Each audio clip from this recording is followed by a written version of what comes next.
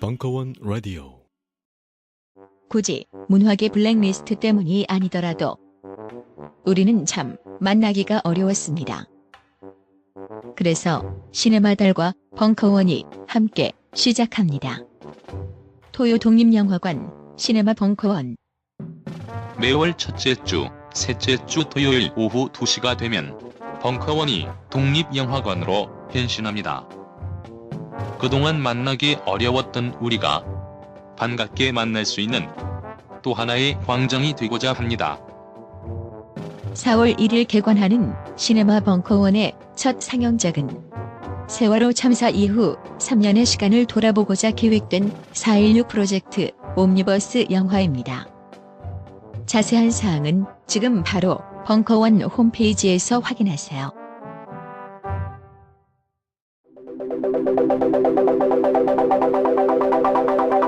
안녕하십니까. 대중문화평론가 강헌입니다. 인간 정신의 온갖 나태함에도 불구하고 문화는 진보한다. 계몽주의 지식인 볼테르의 말입니다. IMF 이후 붕괴된 대한민국의 문화산업, 그리고 한류의 극적인 성장, 촛불 집회로 대변되는 문화 정치학, 그리고 되살아난 블랙리스트의 망령. 앞으로 펼쳐질 찬란한 한국 대중문화의 미래를 소망하면서 90년대부터 지금까지 우리가 겪어온 대중문화사의 사건들을 되짚어봅니다. 다이나믹 코리아의 종횡무진 대중문화사, 이식의 으름장과 독립의 몸부림 사이, 마지막 시즌4를 시작합니다. 강원의 대중문화사 시즌4 오빵 강남 스타일. 한국 대중문화 글로벌 스탠더드로 진입하다. 3월 27일부터 4월 24일까지 매주 월요일 저녁 7시 충정로 벙커원 3층 비밀 수련장.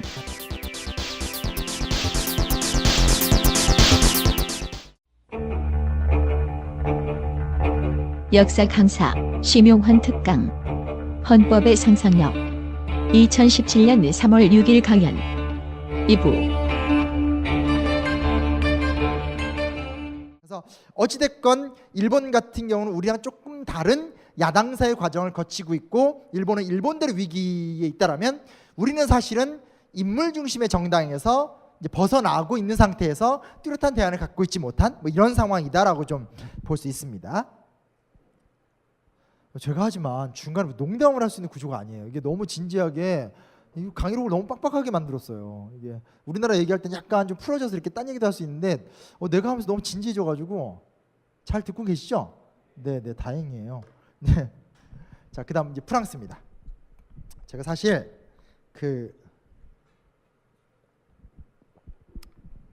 외국 헌법 사례를 꼭 써야 되겠다고 생긴 계기가 있어요. 무슨 계기가 있냐면 이원 집정부제라는 단어를 너무 남발하는 거예요. 그냥 총리와, 아시죠? 총리하고 대통령의 권한을 쪼개는. 내가 알고 있는 프랑스 역사는 그게 아니었거든요. 왜 이렇게 언론에서는 너무나 쉽게 프랑스의 권력 취재를 저렇게 얘기하지? 너무 화가 났어요. 또 저는 이제 어렸을 때 먼 나라 윗나라 같은 거 보면서 굉장히 프랑스에 대한 낭만, 역사학도들의 특징이거든요. 막 자유평등 파괴, 레미제라블 보면서 제가 막 3시간 펑펑 울었어요. 막 뭐 남의 나라 역사 같지 않고 괜히 우리 역사 같고 프랑스 말 한마디도 못하는데, 가본 적도 없는데 괜히 막 저도 막 막판에 막 같이 막 깃발 들고 싶고 막 다 찔러버리고 싶고 막 레드 화이트 막 이러고. 근데 뭐냐면 이게 좀 달라요. 얘기를 좀 해드릴게요. 진짜 제가 쓴 그대로 전적인 오해에서 벗어날 필요가 있어요. 프랑스는 아주 오랜 기간 동안 의원 내각제 국가였어요. 상식적으로 생각해 보세요. 프랑스 대혁명을 통해서 우리가 알다시피 국민의회라는 게 만들어졌잖아요. 그 국민의회 때부터 입법의회, 국민공회 같이 계속 의원 내각제로 흘러왔던 국가예요. 근데 참 재밌는 게 뭐냐면 의원 내각제인데도 프랑스는 신기하게 대통령이 있어요. 영국은 안 그렇잖아요. 왜 있냐? 2가지 이유 때문에 있는데, 첫째는 일단 프랑스도 대통령제를 한번 가보고 싶었어요. 왜냐면 강력한 리더십이 필요했으니까. 누가 배신을 때렸냐? 나폴레옹이 배신을 때렸어요. 한 번 배신을 때린 게 아니라 2번 배신을 때렸어요. 그러니까 무슨 얘기냐면 나폴레옹이 우리가 알다시피 쿠데타를 통해서 권력을 잡고 그 다음에 황제가 됐잖아요. 국민투표를 통해서. 완전히 그 공화주의자들이 여기서 충격을 받은 거예요. 국민투표를 통해서 황제가 된다? 앞뒤가 안 맞는 거잖아요. 나폴레옹이 한 거예요. 근데 그 나폴레옹이 몰락한 다음에 다시 공화국을 만들었는데, 이번에 여러분이 아실 거예요. 루이 나폴레옹이라고 나폴레옹의 조카가 있었어요. 아무 능력도 없고 사실은 인물도 굉장히 없고 리더십도 없었던 그 사람이 삼촌의 후광을 입어서 똑같이 선거로 대통령이 된 다음에 투표로 황제가 됐어요. 그때 깨달은 거예요. 프랑스 사람들이. 죽었다 깨어나도 특정 누군가에게 권력을 몰아줘서는 안 된다라는 게 프랑스인들의 신념으로 굉장히 오랫동안 잡혀 있었어요. 근데 무슨 문제가 있었냐면요. 아까 이제 앞에서 얘기했지만 프랑스는 구체제라는 것이 강한 나라잖아요. 강한 나라예요. 그러다 보니까 프랑스는 너무 웃긴 게 프랑스 혁명이 발발하고 70년이 지났는데도 여전히 왕당파들이 있어요. 죽었다 깨어나도 그 소위 말하는 부르봉 왕가에 대한 충성심을 못 잊는 거예요. 못 잊는 거여서 얘네들이 결국 어떻게 해서라도 왕정 복귀를 하려는 마지막 시도 당시에 공화파 쪽에서 왕당파가 있는데 약간 뭐라고 해야 되나 이렇게 그 꼴보가 있고 대화 가능한 보수 뭐 이런 자유한국당과 바른정당 똑같나? 모르겠어요. 아무튼 알아서 하시고요. 근데 뭐냐면 이렇게 완전히 보수적 그 아주 그 올드한 왕당파와 조금 대화 가능한 왕당파가 있어요. 그 대화 가능한 왕당파가 오를레앙파예요. 오를레앙파. 근데 오를레앙파한테 무슨 제안을 하냐면 야 어차피 시대는 이제는 왕정제 끝났다. 그러지 말고 너네가 원하는 게 국가의 구심점 아니냐. 그러면 국가의 구심점이 될 수 있는 이 뭐냐 대통령을 유지시켜 주자라는 걸로 제안을 해요. 그래서 왕당파의 일파였던 오를레앙파가 쉽게 말하면 노선을 튼 거예요. 그래서 공화파하고 연합을 하게 되면서 프랑스 역사에서 영원히 왕당파가 사라지게 된 거예요. 대신에 대통령제라는 건 있었죠. 근데 앞에서 나폴레옹한테 배신을 여러 번 당했잖아요. 그러니까 국가의 구심점과 상징으로서 대통령은 있지만 죽었다 깨어나도 이 대통령한테 권력을 주면 안 된다라는 거예요. 그래서 상징적으로 있었어요. 문제 뭐냐? 이 역사가 중요한 거예요. 그 나라가 어떤 과정을 거쳐왔나가 되게 중요한 거고 정말 프랑스사를 우리가 좀 공부 한번 해볼수록 참 재밌는 게 뭐냐면 이렇게 했거든요. 근데 문제 뭐냐? 여기 제가 숫자로 써놨죠. 1876년부터 1919년 사이에서 들어선 내각이 무려 49개예요.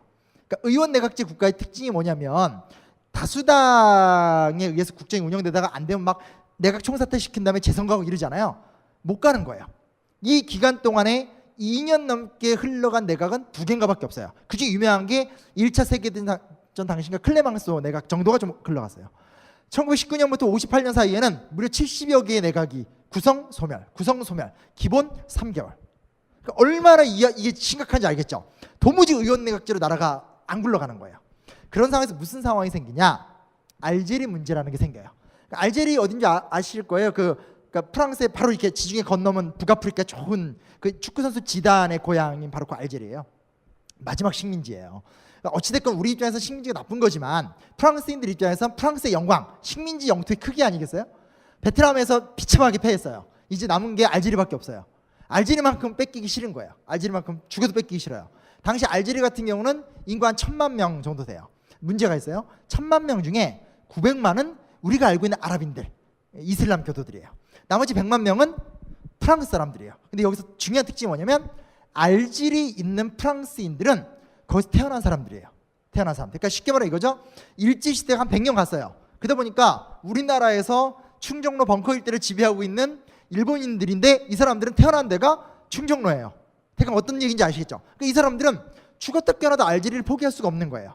근데 점점 프랑스 힘이 붙여가면서 알제리를 놓는 게 편해요. 때마침 막 유전이 발견되니까 이거 놔야 되나 말아야 되나 막 이런 상태에서 놓을까 말까 하고 있는데 이 소위 말하는 알제리 본토에서 프랑스인들은 죽었다 깨어나도 우린 이걸 놓을 수 없다. 근데 또 누가 있냐? 여기에 군부가 가세를 하는 거예요. 군인들의 영광이라는 것은 뭔가 이렇게 좀 점령하는 거 아니겠습니까? 나도 이걸 놓을 수 없다. 막 이런 분위기 속에서 굉장히 심각한 내용을 겪어요. 근데 거기서 아마 밑으로 가는 건데 참 역사가 중요한 게 뭐냐면 프랑스는 수차례 혁명을 했던 나라고 수차례 혁명 과정 속에서 결국은 독재제도 무너뜨리고 왕정제도 무너뜨린 나라예요. 그게 그 나라의 힘이에요. 무슨 얘기냐면 프랑스가 사실 이때 군부 쿠데타까지도 염려가 되던 상황이었어요. 근데 군부 내에서도 그게 용납이 안 되는 거예요. 군부 내에서조차. 왜냐하면 프랑스는 혁명의 나라.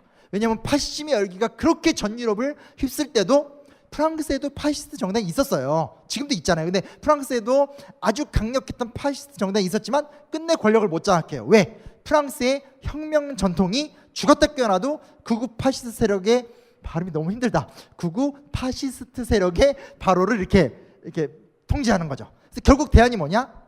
디골.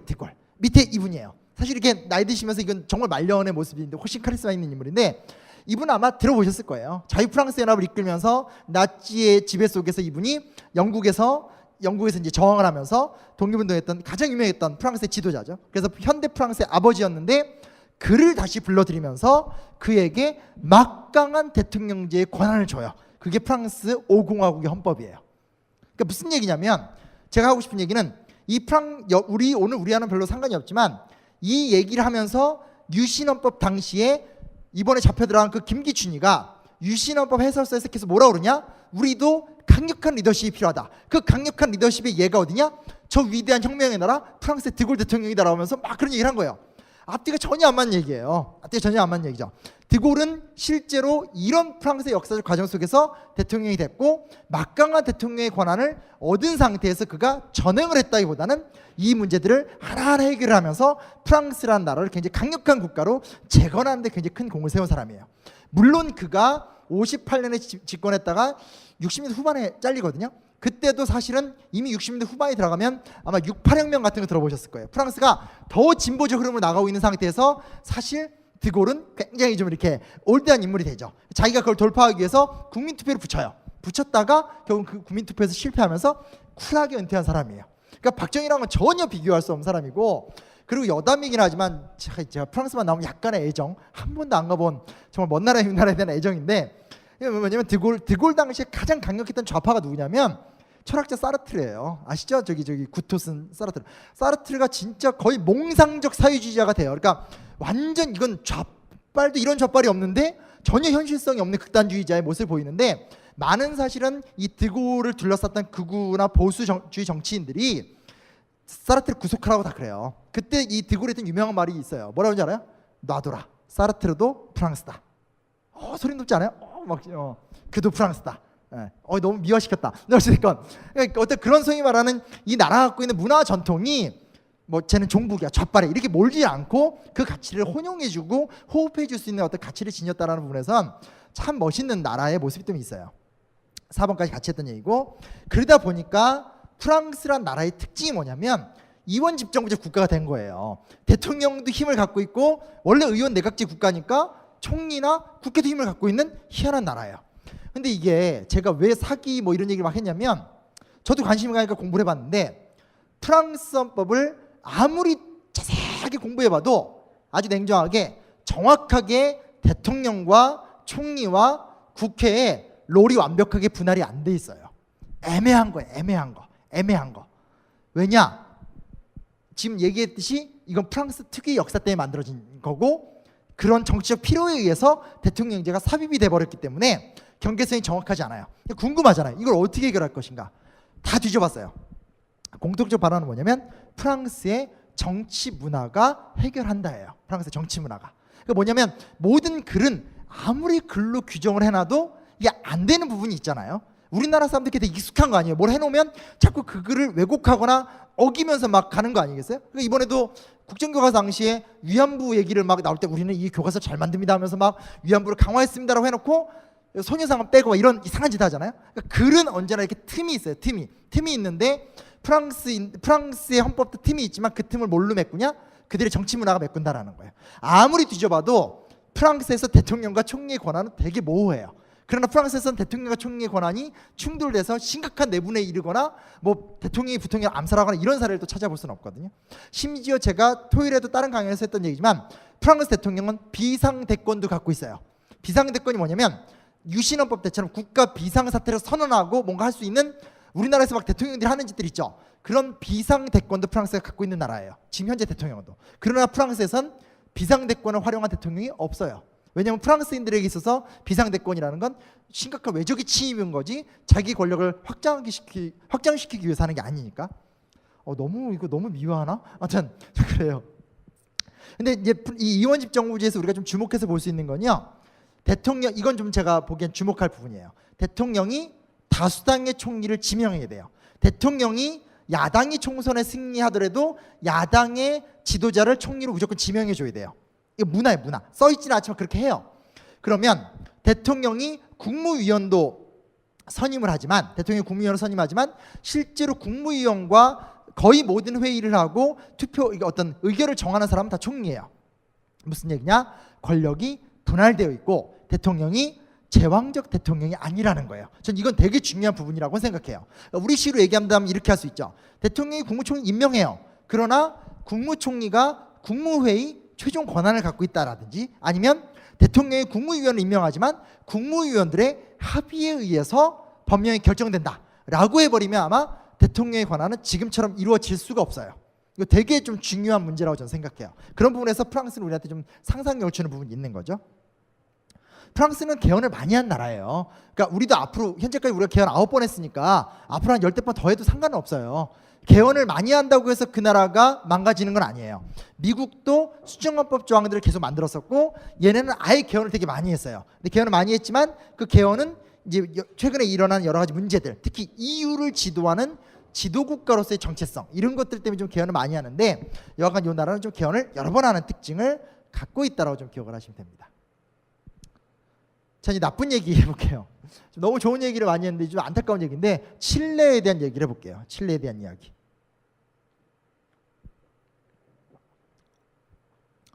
그거 있죠?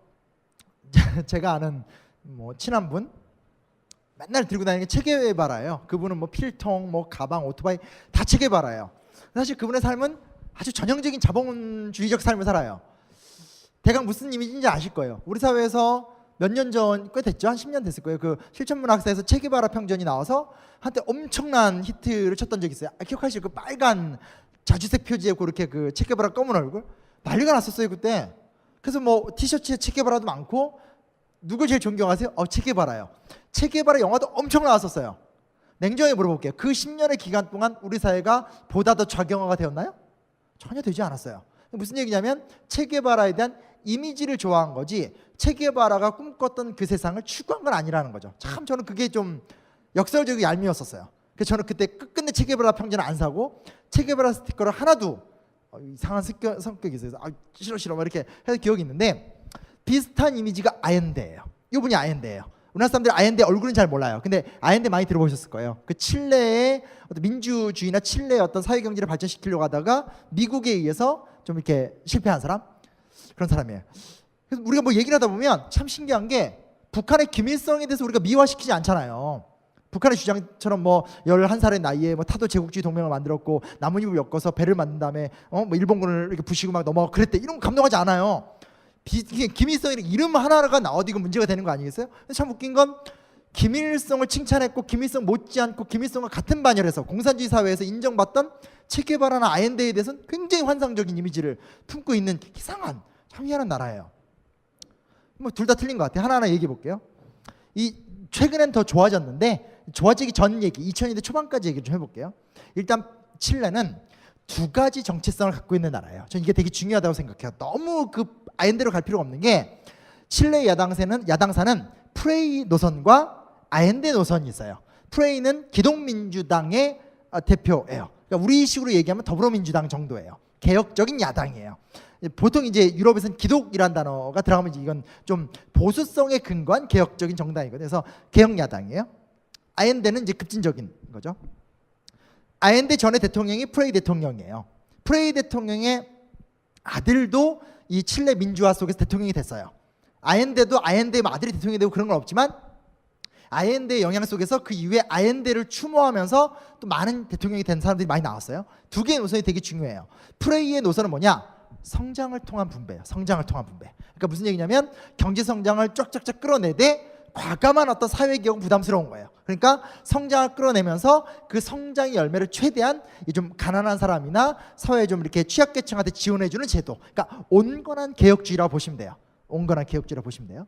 그에 비해서 아엔데는 사회주의자예요. 가장 좋아했던 사람이 체게바라하고 피델 카스트로였대요. 다만 확실하게 달랐던 건, 피델 카스트로나 체게바라가 지향했었던 그런 폭력혁명 노선은 조금 더 받아들이지 않았던, 우리의 사회주의라는 건 철저하게 평화를 통해서 이루어간다, 선거를 통해서 이루어간다 라고 했던 굉장히 어떤 좀 독특한 인물이었어요. 그래서 이 두 개가 사실은 칠레 야당사였고, 결국은 칠레의 보수정당을 무너뜨린 다음에 60년대 초반은 프레이가 이끌었고, 프레이 정권이 무너진 다음에 후반부터는 아엔데가 이끌었었어요. 그다음 아엔데의 국방부 장관이었던 이 자식, 이 피노체트가 군부 쿠데타를 일으키면서 세상의 대통령궁에다가 호네커 비행 전투기를 갖고 와서 전투기 미사일을 때려가지고 결국 아엔데를 죽여버리는 말도 안 되는 정말 참극을 통해서 쿠데타를 성공을 하게 된 건데, 어찌됐건 쿠데타가 일어났었을 때 야당의 위기, 다시요? 어찌됐건 그 얘기하기 전에 보면 뭐냐, 야당의 위기가 뭐였냐면 60년대 후반까지 야당의 위기는 건강한 국민 경제를 달성하지 못했다라는 위기를 갖고 있었어요. 왜냐? 프랑스는 이 구리가 문제예요. 구리. 프랑스래. 칠레라는 나라는 구리의 수출이라는 것이 이 나라 산업의 가장 중요한 부분이고 지금도 그래요. 그러다 보니까 구리라는 것이 국제적으로 판매가 되는 거기 때문에 국제 경기 앞에서 좌지우지가 돼요. 그걸 조금도 해결하지 못해요. 그리고 아엔데가 이걸 해결하기 위해서 여러 가지 노력들을 했었는데, 아엔데가 실패한 건 두 개예요. 하나 뭐냐? 오타다. 국유화. 주요 산업을 정말로 국유화로 좀 밀어붙여요. 엄청난 저항이 있었으나 워낙 국민적 지지가 셌기 때문에 국민적 지지를 바탕으로 주요 산업을 싹 국유화로 성공했어요. 근데 그때부터 무슨 문제가 생긴 줄 알아요? 공장이 굴러가질 않아요. 권력을 잡은 노동자들이 자본가만큼 기업 경영을 못하는 거예요.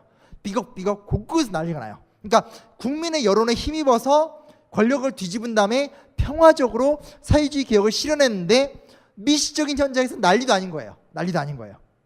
또 하나 뭐냐? 어찌됐건 칠레라는 나라는 냉전 구조 속에서, 이때 60년대 이럴 때니까 냉전 구조 속에서 미국의 영향력 속에 있는 나라예요. 미국이 이걸 받아들이지 않는 거예요. 그러니까 지금처럼 예를 들면 오늘날 우리나라 자체가 굉장히 좀 강한 나라가 됐잖아요. 아무리 우리가 약하더라도 우리가 그래도 꽤 큰 나라죠. 전 세계 전체 GDP에서 한 0.8% 차지하는 나라니까 굉장히 큰 나라예요. 근데 문제 뭐냐? 양쪽에 우리도 좀 세진 나라가 됐고 미국이란 나라는 좀 힘이 빠지고 있고 중국이란 나라 힘이 올라가고 있으니까 약간 좀 괜찮잖아요. 그러니까 요 사이에서 우리가 좀 이렇게 포지셔닝을 잘할 수 있는 자율성의 여지가 있는 국가가 됐어요. 그러나 이때는 뭐냐면 정말로 냉전 상황에서 이 칠레라는 나라는 미국 앞에서 이게 좀 찔리면 안 되는 이런 좀 모습이 있는 거죠. 그래서 사실은 이런 것들을 좀 해결하지 못하면서 무너졌던 측면들이 있어요. 그래서 이건 제가 굳이 써놓은 이유는 뭐냐면, 우리가 예를 들어서 탄핵 인용이 되고 정권 교체가 된다면 그 다음 단계에서 바라는 굉장히 많은 것들이 있을 거예요. 있어야만 되고요. 근데 그런 것들이 현재까지 우리가 보통 얘기하는 거 이재용을 구속해라, 재벌을 처단해라, 보통 이런 것들이잖아요. 친일 독재 부역자를 정리해라. 사실 이런 거는 한 3달이면 끝나요. 누구 잡아서 처리하고 우병우가 잡혀가는 날 얼마나 막 세레머니가 벌어지겠어요. 그래서 되는 건데, 문제 뭐냐면 그 다음에 어떤 사회를 설계할 것인가가 되게 좀 중요한 문제가 되는 건데, 그런 것들은 만만한 주제도 아니고 국제관계라는 흐름 속에서 되게 포지셔닝을 잘하는 것도 중요한 문제고, 그래서 이런 것들도 우리가 좀 한번 생각해 보면 좋을 것 같고요. 피노체트 군부 독재 정권은 이걸 다 깨죠. 혹시 시간이 되시면요, 내 책을 홍보해야 되는데, 이자벨 아엔데가 쓴 민음사 세계문학 전집에 영혼의 집이라는 소설이 있어요. 2권짜리 책인데 한번 꼭 보시면 좋을 것 같아요. 이자벨 아엔데는 유명한 남미의 문학가인데 이 아엔데의 조카예요.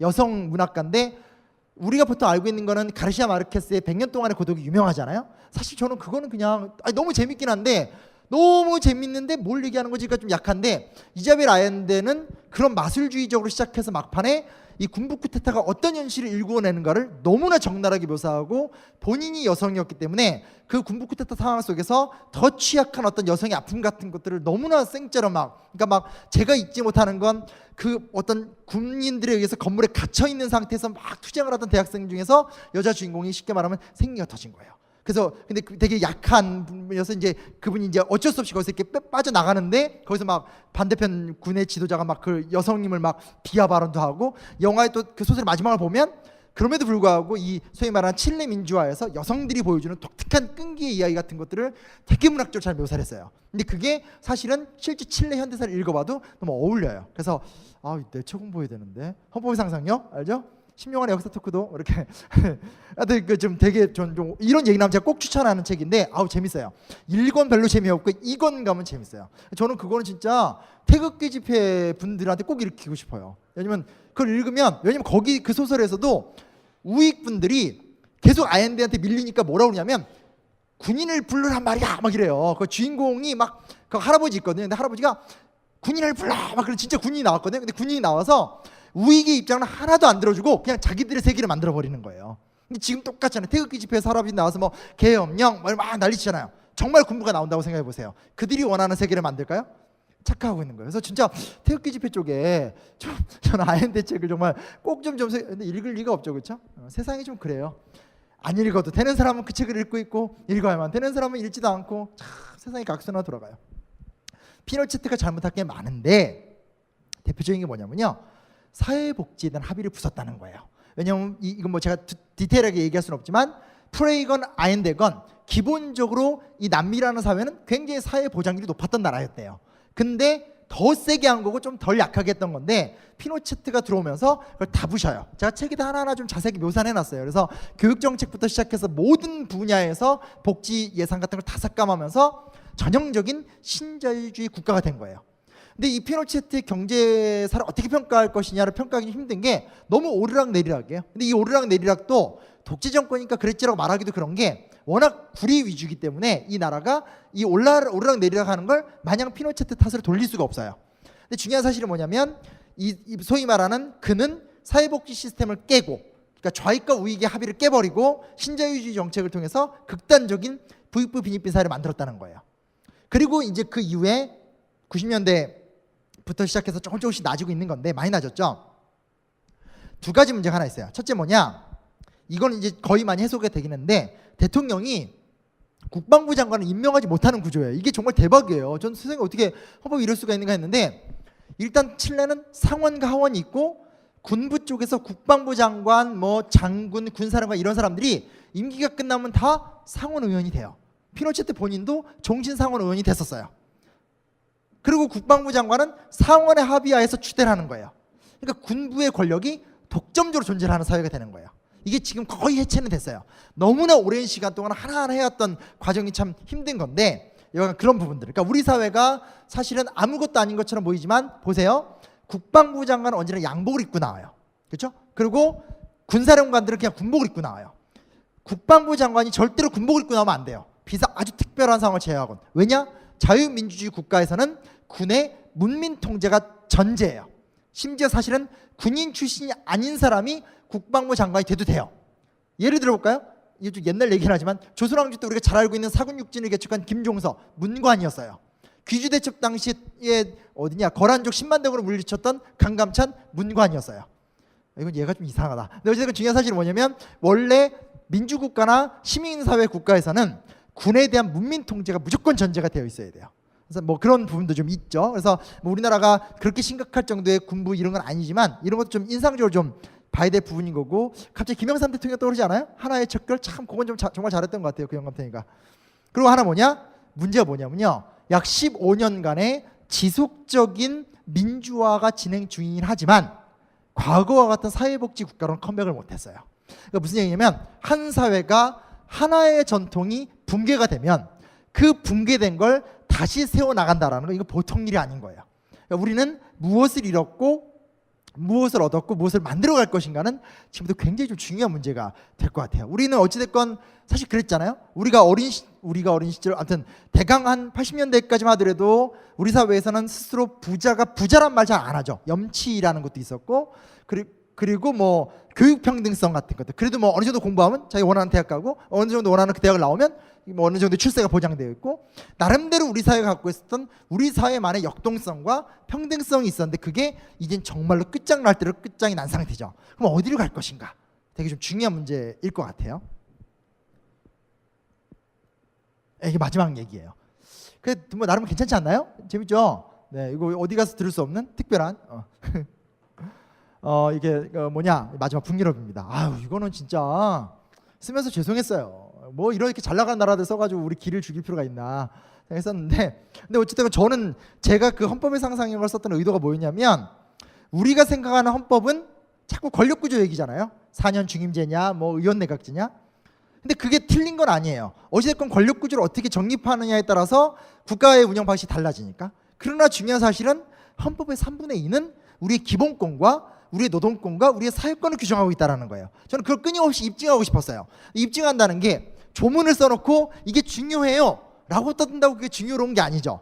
제가 썼던 방식이 뭐였냐면 갑자기 열심히 책 공부를 하고 있네요. 그게 뭐냐면 유신 시절 때 뜬금없이 도시산업선교 얘기를 쓴 거예요. 왜냐하면 근로기준법이 존재하고 기본권에 대해서 정확하게 명문화를 시켰었던 박정희 정권 당시에 노동현실이 그만큼 꼴이었다는 거예요. 그리고 그 다음 장으로 넘어가면서 사실 87년 6월 항쟁이 있지만 그 앞에다가 제가 일부러 이 얘기를 넣은 거죠. 왜냐하면 결국 헌법이 지향해야 되는 바, 우리가 헌법을 통해서 이루어내야 될 세계는 문재인이 대통령이 되거나 이재명이 대통령이 되거나 이런 것이 아니고, 또 권력구조의 개편이 아니라 우리의 생활세계를 바꿔나가는 것, 우리의 고용보장 문제라든지 우리의 학력평등의 문제라든지 우리의 살림살이의 문제라든지 이런 것들을 고쳐나가기 위한 수단으로 헌법이 존재하고 있다는 걸 사실 논리적으로 입증을 하고 싶었고, 읽다 보면 자연스럽게 느끼게 하고 싶었었어요. 그래서 사실은 북유럽 얘기를 할 때는 북유럽의 헌정사 얘기는 별로 안 했었어요. 북유럽은 어떻게 성공했는가를 얘기하면서 한번 마치 드릴게요. 이분은 비그포르스입니다. 제가 뭐 토요일 날도 비슷한 얘기를 했었지만 저는 진짜 북유럽 책이 많은 줄 알았어요, 우리나라에. 왜냐면 너무 그런 얘기 많이 하니까요. 여러분 제일 많이 듣는 게 뭐예요? 핀란드 교육제도 많이 들으셨죠? 서점에 가보시면 핀란드 교육제도 책이 5권이 안 돼요. 정말 충격받았어요. 북유럽, 북유럽, 스웨덴, 노르웨이. 역사 분야에는 스웨덴, 노르웨이, 북유럽 책 단 한 권도 없어요. 북유럽 신화책 한 2권 있어요. 제가 이 자료를 쓸 적에 책 한 2-3권 정도? 홍기빈 씨가 이제 많은 번역도 하시고 글도 많이 쓰시고, 그게 그나마 있어서 제가 좀 그나마 좀 들여다볼 수 있었고, 그거 말고도 뭐 고려대학교 아세아 뭐 연합문화연구소 그쪽에 논문을 좀 보면서 봤는데 거의 뭐 자료가 생각보다 너무 없었어요. 그래서 되게 제가 충격을 받았던 건, 우리가 그렇게 입으로 북유럽이 좋다 떠들면서도 실제로 북유럽에 대한 축적된 데이터가 우리 사회에 없다라는 게 너무 놀라웠어요. 야, 그냥 이건 뭐 다큐멘터리 몇 개 보는 게 낫지 할 정도로 너무너무 심각한, 그러니까 뭐가 좋다고 하면서도 연구가 안 돼 있는 거예요. 속상했어요. 자, 비그포르스의 승리. 제가 이제 뭐 그런 얘기도 있고 책에도 써 있는 얘기지만, 그 나라의 역사가 헌법을 만들고 헌법에 의해서 그 나라의 역사는 다시 재규정이 돼요. 그렇기 때문에 우리는 촛불혁명의 마무리를 어느 대통령을 통한 정권 교체가 아니라 헌법에 근거한 어떤 새로운 설계, 새로운 사회를 만들 것인가에 대한 설계로 집중을 해야 될 거예요. 참 슬픈 거는 제가 일부러 이렇게 연도를 썼어요. 1910년에서 1935년. 이게 이제 우리나라로 말하면 일제시대죠, 일제시대. 1910년에 병합됐고 이제 우리는 45년까지 가긴 했지만 기간인데, 요 기간이 북유럽에서, 여기서 말하는 북유럽은 덴마크, 뭐 노르웨이, 스웨덴 같은 나라들이에요. 이 나라들에서 사회민주주의가 승리를 거두면서 고도의 사회복지 국가가 되어가는 과정이에요. 그러니까 이 제국주의, 이 식민주의라는 게 얼마나 나쁜 거냐면, 그리고 아직까지도 영국, 프랑스 이런 애들이 정말 통절하게 반성을 못하고 있는 게 뭐냐면, 자기들이 얼마큼 나쁜 짓을 했는가를 모르고 있는 거예요. 자기네들이 내부적으로 그렇게 민주주의를 발전시키면서 남의 나라를 다 식민지로 만들어서 그 나라들이 스스로 만들어갈 수 있는 그 나라의 자치적 역량을 국제적으로 날려버린 거예요. 그래놓고 지들이 이제 와서 인권을 얘기하고 유엔을 얘기하면서 막 남의 나라 어쩌고저쩌고 하는 거 보고 있으면 정말 기분 나빠요. 진짜 나쁜 거예요. 그러니까 당장이라도 그 루브르 박물관하고 대형 박물관을 해체할 필요가 있어요. 다 나눠줘야 돼요. 왜 제가 농담이 아니라, 옛날에 언론에서 이제 우리나라가 좀 알려지니까 최초로 대형 박물관에 한국관이 생겼다라는 보도를 제가 봤던 적이 있어요. 한 5초 나왔거든요. 정말 큰 충격에 빠졌어요. 왜 큰 충격에 빠졌는지 알아요? 우리나라 국립중앙박물관 가보셔서 아시잖아요. 주로 이제 비살무늬토기, 아니면 이렇게 청동검, 아니면 붓글씨, 솔직히 말하면 되게 재미없잖아요. 근데 대형 박물관에 한국관을 5초간 봤는데도 우리나라 박물관에 없는, 그냥 순간 봐도 혹 뭐 이런 거 있잖아. 저기 우리나라 거, 이런 게 득실득실 돼요. 같이 털러 가요.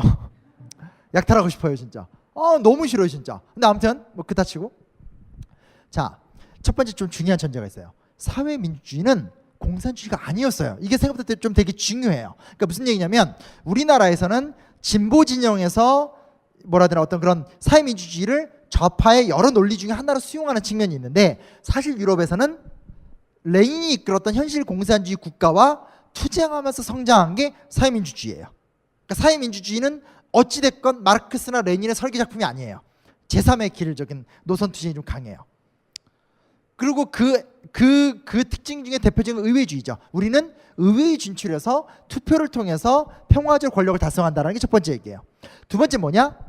자본주의 경제 질서를 인정한다는 거예요. 이건 우리가 좀 주목해서 볼 수 있어요. 물론 전 세계가 자본주의로 흘러가는 흐름 속에서 부탄처럼 자본주의 흐름을 안 받아들이겠다, 이건 오늘 우리나라한테는 힘든 거지만, 여하간 중요한 사실은 뭐냐면, 사회민주주의는 자본주의 경제 질서를 인정하고 시작된 체제라는 것을 우리가 외면할 수는 없어요.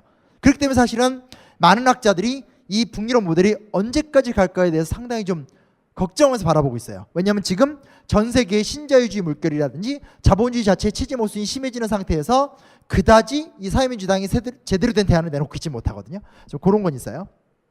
근데 이건 뭐 나중 얘기고 중요한 게 있습니다. 얘네는 3단계로 권력을 장악했어요. 첫 번째 뭐냐? 사회민주당이라는 정당 세력과 반대편에서 그러니까 노동조합이죠. 이 두 세력이 확고하게 연대를 했어요. 우리 이게 개념이 없는 거예요. 왜냐면 우리는 그냥 누구 좋아하고 누구 뽑고 거의 모든 분들이 노동조합에 가입이 안 돼 있고 노동조합은 차라리 좀 진보정당 쪽에 이렇게 붙어있는 구조고 뭐 거의 이런 식이잖아요. 근데 이 나라는 첫 번째로 뭐냐면 정당이 굉장히 조직화가 돼 있고 노동조합도 굉장히 조직화가 되어 있는 상태에서 두 개의 강력한 조직화된 이 그룹이 결속이 됐다는 거예요. 강한 힘을 발휘할 수밖에 없죠. 한편에서는 정치 문제에 민감한 거고 한쪽에선 경제 문제에 민감할 수밖에 없어요. 우리는 그게 안 되는 거예요. 그게 안 되니까 우리는 인물이나 SNS의 힘을 믿고 막 하는 이식 가게 되는 거죠. 두 번째 단계 뭐냐? 적녹연합이에요. 적녹연합. 적은 빨간색이니까 노동자를 얘기하는 거고요. 녹은 녹색, 농민들을 얘기하는 거예요. 정말 이 사회민주주의는 마르크스의 예언과 반대로 가요. 마르크스는 뭐라고 그러냐면 농민을 감자푸대기에 비유해요. 도무지 이 인간들은 지 땅 말고는 관심 없는 이 답답한 이런 게 마르크스가 보기엔 농민들이었는데 비그포르스나 크누드센 같은 이 소위 말하는 북유럽의 이 사회민주주의 지도자들이 어떤 걸 제안하냐면 그들이 권력을 장악할 쪽에 이때 농민당이 되게 셌거든요. 농민당의 이해관계를 다 들어주면서 대신에 농민들이 원하는 이해관계를 들어주는 대가로 재벌과 보수당을 개혁하자라는 아젠다에 맞교환을 한 거예요. 그때 농민당 내에서 수장들은 굉장히 보수적이었는데 쉽게 말하면 좀 이렇게 40대 좀 이렇게 신세대 개혁가들 그들과 결탁을 하면서 적녹연합이 만들어진 거예요. 그러니까 또 다른 이해관계의 카르텔이 만들어지게 된 거예요. 그러면서 드디어 재벌이나 보수 정당이 밀릴 수밖에 없는 구조죠. 크게 세 개의 덩어리였으니까 여기 노동자 정당이 있고 여기 농민 정당이 있고 여기 보수 정당이 있는데 이 두 개가 결합이 안 될 줄 알았는데 결합이 된 거예요. 왜냐하면 농민들 입장에선 자기네들의 농산물 가격이 유지가 되고 보존을 받는 한 보수파가 어떻게든 뭔 상관이에요? 딱 결합을 성공하게 된 거죠. 성공하게 된 거예요. 그리고 마지막 단계 뭐냐? 총선에서 계속 이겨요. 이것도 되게 중요한 부분이에요. 일단 써놓진 않았는데 총선에서 계속 이겨요. 계속 이겨요. 한 번 이기는 게 아니라 20년, 30년씩 이겨버려요. 이겨버리니까 이제는 스웨덴이나 어떤 그 노르웨이 같은 데 있었던 대기업이나 좀 잘 사는 사람들이 아 이거는 돌이킬 수가 없다는 걸 느낀 거예요. 그럼 어떻게 되겠어요? 자기들이 살아남으려면 얘네들하고 파트너로 삼을 수밖에 없는 거예요. 쉽게 말하면 삼성, 두산 이런 대기업들이 이제 대선이 끝났다. 이제는 확실히 정권 교체가 됐고 이제는 확실하게 야당사다. 그러니까 이제는 머릿속에다 자유한국당이나 뭐 그런 정당을 지우고 더민주당이나 뭐 국민의당이나 뭐 저기 정의당 같은 정당과 파트너로 삼아서 우리 기업을 운영해야 되겠다. 태도가 바뀌게 되는 거예요. 그러니까 이 몇 가지의 승리가 되게 중요해요. 보세요. 우리나라의 민주주의가 왜 발전하지 않는가? 우리나라의 민주주의가 왜 성장하지 않는가? 우리는 조직화되어 있지 않아요. 우리는 굉장히 이슈 중심적이에요. 그리고 우리는 이해관계 결합이 없어요. 양심의 결합들이 강하죠. 영화 변호인 같은 거 보세요. 한 평범했던 자기 돈 벌던 변호사가 어떤 특정한 계기 속에서 자각을 하게 되고 눈을 뜨게 돼요. 그게 윤리적이잖아요. 그러니까 우리나라의 민주주의는 너무나 도덕적이에요. 굉장히 도덕적이고 굉장히 윤리적이고 굉장히 헌신적이고 지금 우리나라의 시민운동 같은 거 보세요. 그 박봉의 월급을 받아가면서 엄청난 싸움을 하잖아요. 한국의 노동구조가 열악하고 싸우면서 본인의 노동구조는 너무나 비참해요. 사실 그렇잖아요. 제 친구들이 이렇게 살고 있거든요. 그렇게 살아요.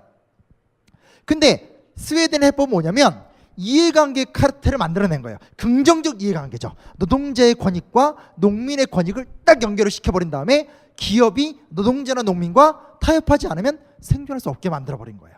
그러니까 무슨 얘기냐면 역사와 정치가 발전을 하려면 헌신적이고 도덕적이고 윤리적인 게 필요하죠. 필요하지만 결국은 인간이라는 존재는 자기 이해관계, 특히 자기 집단의 이해관계와 결합이 되지 않는 한 질적 변화가 일어나지 않는다는 거예요. 그걸 스웨덴 사람들이 안 거예요. 물론 이거는 이 북유럽만이 아니라 유럽에서 나타나는 공공근한 현상이긴 한데 우린 지금 그게 안 돼 있죠. 안 돼 있는 상태에서 정말 양심과 의식과 헌신과 SNS와 돌발적인 사고와 최순실과 고영태에 의해서 이렇게 막 역사가 변화 발전되는 거 아니겠어요?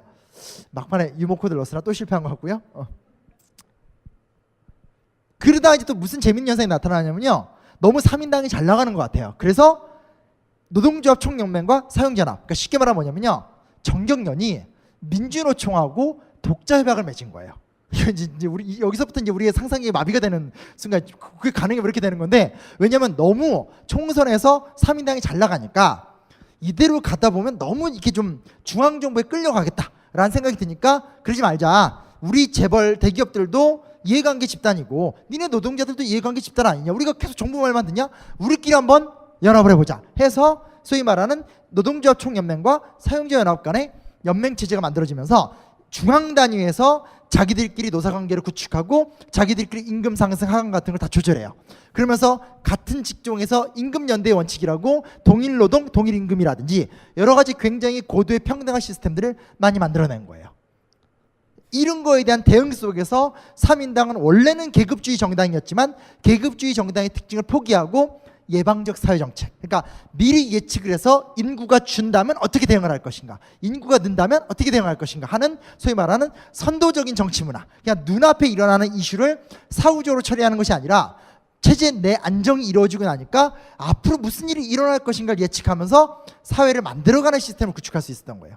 그러니까 우리가 이 결국 북유럽 칭찬하는 얘기로 끝나는지 모르겠지만 우리가 조금 더 주목해서 봐야 될 건 뭐냐면 왜 북유럽이 그토록 멋진 사회를 설계할 수 있었느냐는 분명히 이유가 있었다라는 거예요.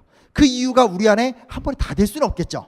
하지만 그 이유와 관련된 것 속에서 우리도 우리의 맥락을 좀 만들어낸다면 그 안에서도 우리의 이야기를 잘 설계할 수 있지 않을까 라는 얘기로 이게 이제 마지막입니다. 그래서 제가 마무리를 드리고 싶은 말씀 뭐였냐면요, 제가 뭐 헌법을 상상하라, 헌법으로 상상하라, 뭐 개헌을 해야 되나요 말아야 되나요? 이건 의미가 없는 답변 같아요. 개헌은 사실 할 수도 있고 안 할 수도 있어요. 중요한 사실은 우리가 어떤 사회를 만들어 나갈 것인가가 되게 중요한 것 같아요.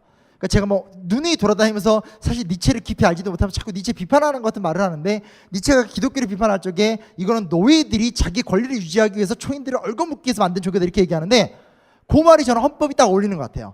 헌법은 아무런 힘이 없는 평범한 사람들, 그저 옛날 전근대 사회에선 저 녀석 잡아 죽여라, 구족을 멸하라 하면 날라가 버리고 말 사람들, 그러니까 쉽게 말하면 역사책에 이름 한 자, 발언 한 자 기억되지 않을 사람들이 연대에서 만든 사회의 권력자들을 통제하는 아주 중요한 원칙이라는 거예요. 그렇기 때문에 우리는 이제부터라도 헌법에 관심을 가져야 되겠고, 단순하게 4년 중임제냐, 이원 집정부제냐, 의원 내각제냐 이런 것이 아니라 우리의 생활 세계를 어떻게 설계할 것이냐, 우리의 노동 세계를, 우리의 경제 질서를, 우리의 사회 복지를 어떻게 설계할 것이냐. 기존 헌법에서 이렇게 나왔다면 이거 왜 안 지키느냐라고 싸운다라든지, 기존 헌법에 이게 빠졌으니까 이걸 넣으면서 개헌을 하자라고 주장한다라든지, 이런 새로운 이야기를 반드시 2017년 이후부터 만들어 나간다라면 우리 다음 세대에서 굉장히 중요한 희망이 있지 않을까, 그런 의미에서 사실은 이 책을 쓰게 됐습니다. 이상입니다. 감사합니다. 예, 여러분들 강연을 들으시면서 생각하셨던 나 저거는 꼭 물어보고 싶었는데 하는 것들을 손을 들으시면은 제가 마이크를 전달을 해드릴 테니까요.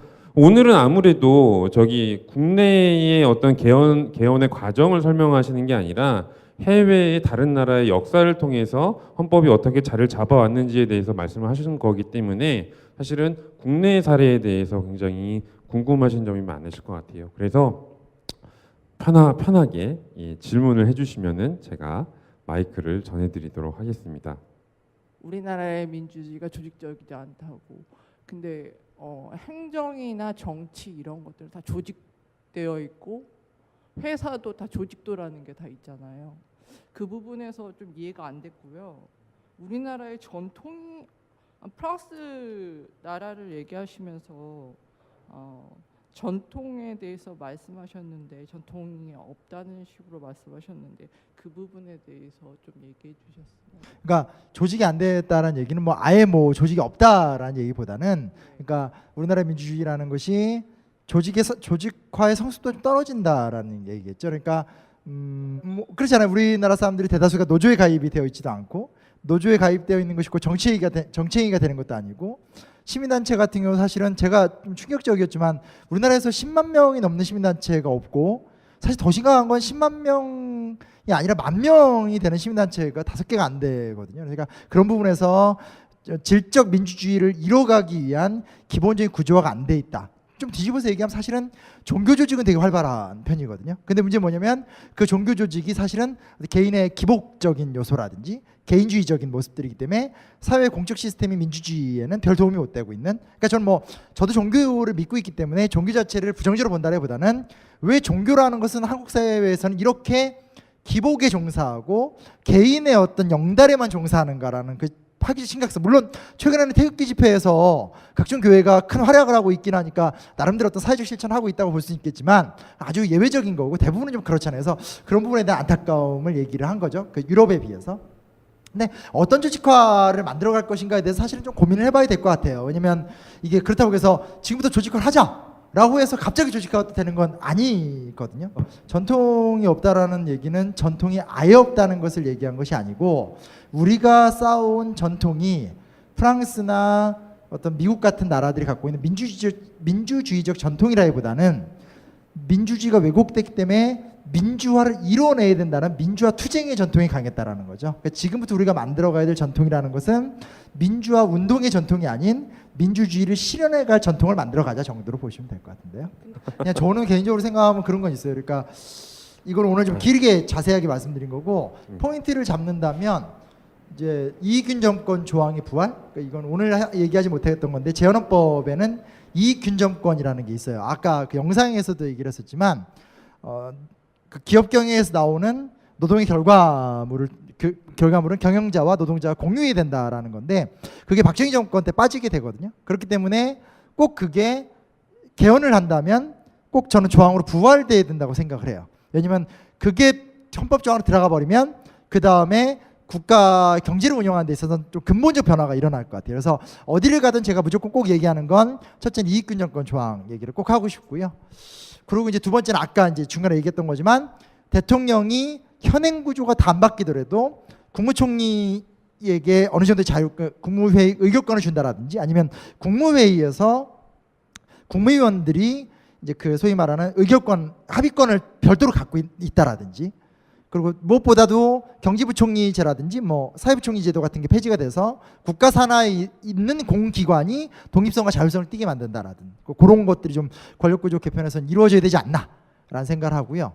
마지막은 이제 자치죠. 그래서 눈에 얘기하는 거지만 지방자치에서 법령이 아니라 법령은 이제 법률과 대통령 명령인데 법령이 아니라 법률. 그러니까 즉 대통령 행정명령이 지자체의 권한을 포기하게 만드는 거, 예산권도 다 넘겨버리고 그렇게 되면 확실하게 지자체 단체장들이 조례를 법률의 범위 안에서 자유롭게 제정할 수 있고 그렇게 돼버리면 구조적으로 어쩔 수 없이 서울 시민들은 서울 문제 또 이제 뭐 김제 시민들은 김제시의 문제에 집중할 수밖에 없는 구조가 좀 될 것 같아요. 그래서 저는 맥락 안에서의 어떤 좀 의미 있는 유효한 헌법 개정 혹은 헌법 개정에 준하는 법률 개정 같은 것들이 이루어지는 것이 우선적인 거지 뭐 김종인식으로 이야기하는 무슨 그런 패거리식 어떤 그 소수가 아니라 다수에게 권력을 준다라든지 혹은 뭐 안희정 지사에 대한 비판이 됐을지 모르겠지만 발상은 창의적이지만 어떤 연방제적 분권 이런 것들도 본인의 발상은 좋은지 모르겠지만 현실 속에서는 그 누구도 그 내용을 모르거든요.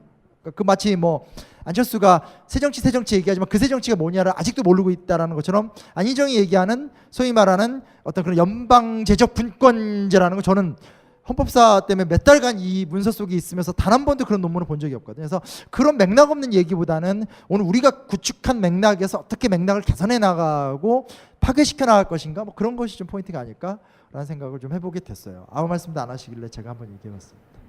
네, 여기 질문 있으시다고.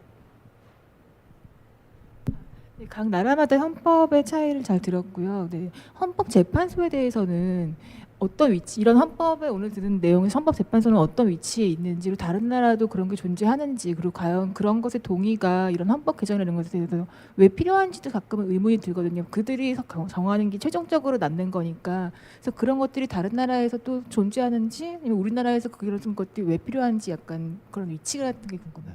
그러니까 헌법재판소는 있죠. 헌법재판소 있고 헌법재판소의 의미 근데 이제 뭐 이런 나라도 있어요. 영국 같은 나라들은 뭐 대법원이 없고 지금은 이제 EU에 가입하는 것 때문에 대법원을 강제로 만들었긴 했었는데 대법원이 없고 법전이 없고 왜냐면 걔네는 오랫동안 누적된 전통과 전통을 보증하는 판례들이 있어요. 뭐 옛날 국왕 누가 내린 안건 뭐 이렇게 계속 누적된 것들. 그래서 정말 세상에서 가장 민주주의와 헌법 공화국 국가를 제일 잘 맞는 나라가 영국인데 영국만큼 가시적으로 헌법 체제를 분류하고 설명할 수 없는.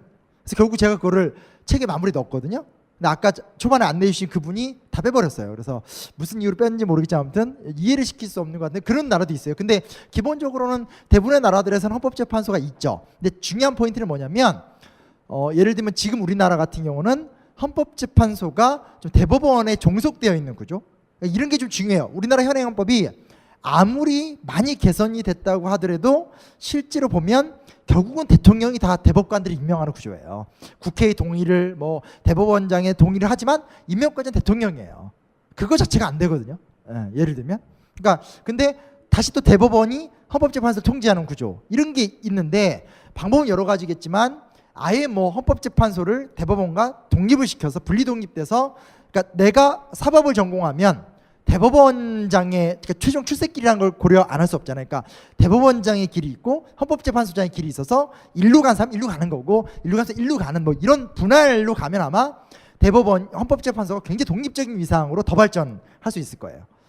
근데 이런 것들은 사실은 20화국 헌법에 많이 나와요. 그러니까 뭐 대법관 투표제라든지 헌법재판소를 최초로 신설하려고 했던 것들 이런 게 다 사실은 다 20화국 때 나왔다가 진행 못되고 사라졌던 것들이죠. 그러니까 최근에 와서는 20화국을 다시 봐야 된다 이런 얘기가 좀 나오고 있는 거기도 하고. 그래서 중요한 건 남의 나라에서 있냐 없냐를 따져서 사실 좀 깊게 들어가면 다 법률적 표현이어서 되게 이해하기 힘든데 하나 좀 쉽게 접근할 수 있는 건 뭐냐?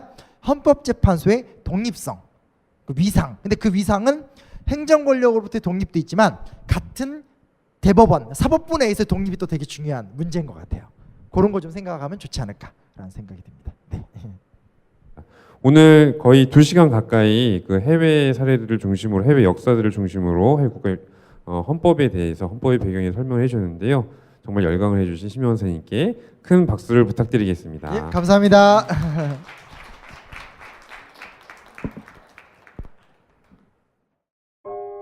우리는 생각했습니다. 실외는 가까운 곳에 있다고. 우리가 파는 것은 음료 몇 잔일지 모르지만 거기에 담겨있는 것이 정직함이라면 세상은 보다 건강해질 것입니다. 그래서 아낌없이 담았습니다. 평산네이처 아로니아 친. 지금 딴지마켓에서 구입하십시오.